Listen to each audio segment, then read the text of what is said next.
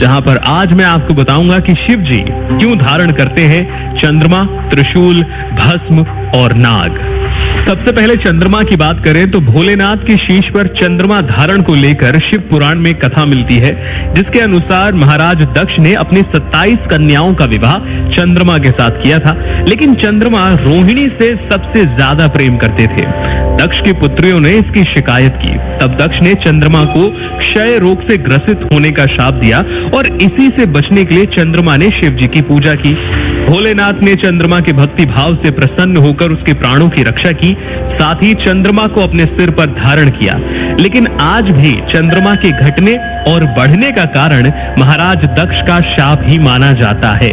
कई लोग मुझसे ये भी पूछते हैं कि महादेव ने त्रिशूल क्यों धारण किया। तो पौराणिक कथाओं के अनुसार भोलेनाथ के हाथ में त्रिशूल का जिक्र सृष्टि के आरंभ से ही मिलता है।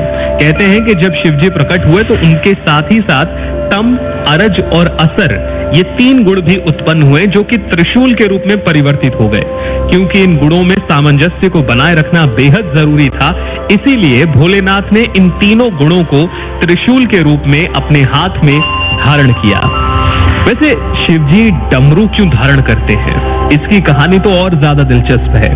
पौराणिक कथाओं के अनुसार शिवजी ने जिस तरह से सृष्टि में सामंजस्य बनाए रखने के लिए असर, तेज और तम गुण को त्रिशूल के रूप में धारण किया, ठीक उसी प्रकार सृष्टि के संतुलन के लिए उन्होंने डमरू धारण किया। कहते हैं जब देवी सरस्वती का प्राकट्य हुआ तो उन्होंने वीणा के स्वरों से सृष्टि में ध्वनि का संचार किया, लेकिन यह भी कहा जाता है कि वह ध्वनि सुर और संगीतहीन थी, यानी कि उसमें सुर और संगीत था ही नहीं। तब भोलेनाथ ने नृत्य किया और 14 बार डमरू बजाया। मान्यता है कि डमरू की उसी ध्वनि से संगीत के धुन और ताल का जन्म हुआ। कुछ लोग डमरू को ब्रह्मदेव का स्वरूप भी मानते हैं।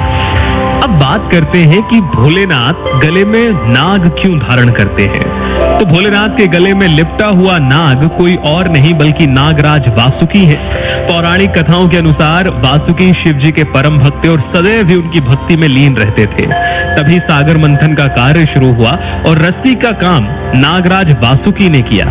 उनकी भक्ति को देखकर भोलेनाथ अत्यंत प्रसन्न हुए और उन्होंने वासुकी को अपने गले में लिपटे रहने का वरदान दिया और इस तरह से वासुकी अमर हो गए।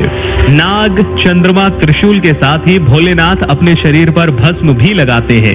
इस विषय में मान्यता है कि शिव को मृत्यु का स्वामी माना जाता है और शिव जी शव के जलने के बाद बची भस्म को अपने शरीर पर धारण करते हैं। इस प्रकार शिव जी भस्म लगाकर संसार को यह संदेश देते हैं कि हमारा शरीर नश्वर है और एक दिन इसी भस्म की तरह मिट्टी में मिल जाएगा। इसीलिए हमें अपने शरीर पर गर्व नहीं करना चाहिए। तो कहानी पौराणिक भारत की के आज के एपिसोड में अभी के लिए इतना ही।